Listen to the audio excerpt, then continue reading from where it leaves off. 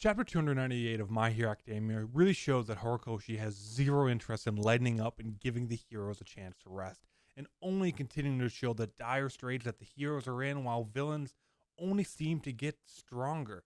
Everything in this chapter gives us the first glimpse of how society is post war, but also setting up some big stones of what's going to happen between Deku Shigaraki, All for One's current state, and even just getting us some answers we've been asking about how different heroes are doing right now. So it's a huge chapter for a lot of different things. And it starts out with us learning that a twice double served as Redestro's public facing figure as the president of Denorat, the hero supply company.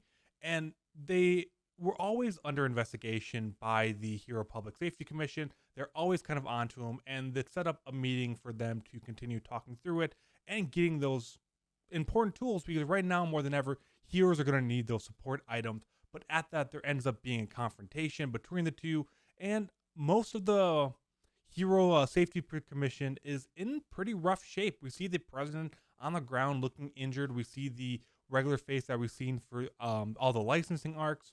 So again, this is just another stable of Hero Society that is now damaged and now has been attacked, putting things even worse. And Redestro talks about what they really wanted in the scene was freedom from, like, true freedom, freedom from freedom, or something along those lines. And the seeds have been sowed, and he really has a point, because it goes on to show next that 6 hours after the attack on Tartarus, All for One, the Nomus, and some of the escaped villains go on to break out 6 more prisons, unleashing tons of villains and causing even more trouble for Hero Society across all of Japan, which has some really major implications. One, the 14,000 people that are captured from the war arc, they have nowhere to be put now. So we were, okay, they're all going to go to prison, they're all going to be locked up. We only have to deal with the small squad that escaped. Well, that's not true anymore, because on top of 2 All for Ones basically at this point, we now have the high-end Nomus and more or less the entire army of the paranormal, the para-liberation army back to be freed at any moment now, because they're just going to be locked up in some chain fence at this point. There's no prisons anymore. But it also gives All for One and Shigaraki a chance to rest and regroup, which is going to be very needed for them, everything that's after happened in the last day, because all these villains are running rampant and there's not going to be really enough heroes to keep up with everything that's happening there. So as I mentioned, Shigaraki is trying to take a chance of rest, well, I guess All for One in Shigaraki's body, and he's asking the remainder of the League of Villain members to watch over his body while he rests. Spinner, who we really have seen to be the most loyal to Shigaraki, starts to question a little bit, saying how he bonded with Shigaraki so closely over video games and similar things, and that he wasn't sure if this was a Shigaraki he's following anymore. And All for One said, nope, I just need to let the body rest, and then I am going to follow through on all of our wishes. If that's actually true, I mean, this is All for One we're talking about. Who knows? But it does show that Shigaraki's body is going to be going into some kind of resting and getting back to that 100% that he was not able to get to due to Mirko breaking his tube a little early. 2 days later, after the effects of everything, trying to finally get a little bit of room away from everything that happened in the war, we see Bakugo wake up and see Mineta, Sero, and a couple other people in the room very excited, yelling at him and trying to tell him a little bit of what happened.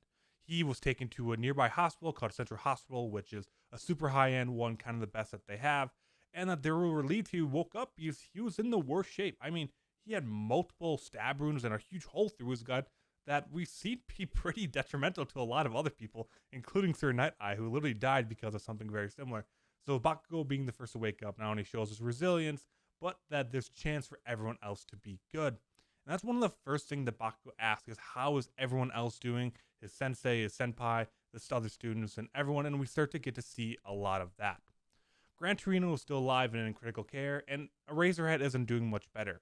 We see that Eraserhead has lost an eye and that he lost one of his legs. That we had an idea that both these already happened, but now that's pretty much finalizing in this chapter. President Mike is also there and starting to mourn Midnight, but not really a chance to do that. Aizawa instantly goes and starts to ask about the students, and we finally get the answers to the other two, mainly Deku and Shoto.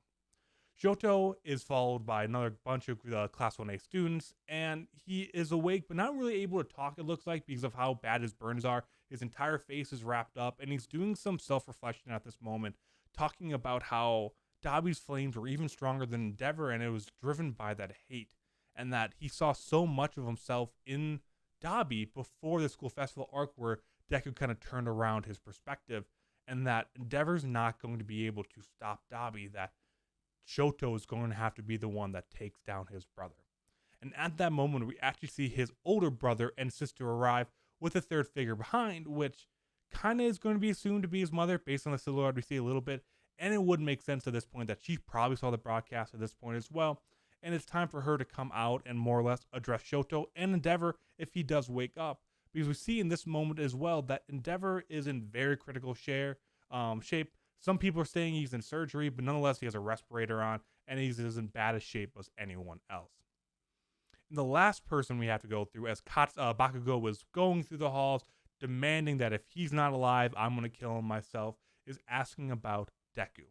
And who we see is that Deku is the only one that has not shown any signs of waking up yet, and we see All Might laying over his bed in pretty much an entire body cast. Deku is laying there, and I don't think this is quite going to be a physical injury that's not allowing him to wake up, as we've seen Bakugo being the worst off. They even said that in this chapter, that Bakugo was in the most critical condition, and while Deku did blow apart pretty much every piece of his body, he wasn't really as bad off in terms of serious injuries as Bakugo. So what I'm taking that this is that he's probably somewhere in the vestige state. That there's going to be a lot of chapters, these next couple ones, where he's going to maybe be in a coma for a couple of days, weeks, who knows what. But I think it's no coincidence that Shigaraki and Deku are both going to be in this kind of sleeping state for some kind of time. I think we're going to get a lot of questions answered for Deku. Maybe the ability and understanding of the remaining quirks, and maybe full reactivation. I mean, this could be a short arc of where we see the remaining heroes try to keep the villains at bay and keep society as a whole together, just for Deku to wake up with that final confrontation. We've known Horikoshi said that the series is going to end sooner than later, and it's almost getting to a point where the point of return might be gone. I mean, All For One and Shigaraki, basically two All For Ones at this point. Once they're gone, I mean, it almost feels like they're trying to take over all Japan right now. Hopefully they're smart enough to call in some other countries for help at this point as their hero society is destroyed, but we don't really see that very often. I mean, All Might went over to America. In the Vigilantes manga, we see Captain Celebrity, but outside of that, we don't really see much interaction between international heroes, so that could be one thing where they do come in and help and keep society stable. But if not, it almost looks like it is going to be a dire civil war, more or less, for Japan of heroes versus villains, ending with the Deku Shigaraki 100% for each battle. And that would be where the series ends. I mean, Deku cannot wake up, and there's no one else to really fight All For One. I'm all over the place right now. I apologize. But once All For One is in power, the only person that at this point can take him down is Deku. Obviously, you'll have Shoto's going to be taking on Dabi, and I'm sure Bakugo will come to the aid of Deku, as those two have been a combination throughout the entire series. So it will be Bakugo and Deku taking on All For One. And that ends with people dying, Deku winning. It has to end with something. And once that's done, once one of those sides wins, the series really has to be over. You can't just return to school after All For One is defeated. Deku will be the most powerful hero in the world again, very similar to All Might, once he has the ability to defeat All For One. And then what is the series anymore? There's not going to be anyone that really able to confront him and fight him. So I really do think we're setting up to have this series end sooner than we want, with Deku awakening a lot of his powers right now in this vestige state, which is why he's now waking up. So that was a couple minutes of rambling. This chapter was very exciting to see, and we still have the aftermath of Endeavor to deal with, which I'm sure maybe that's why his mother's here.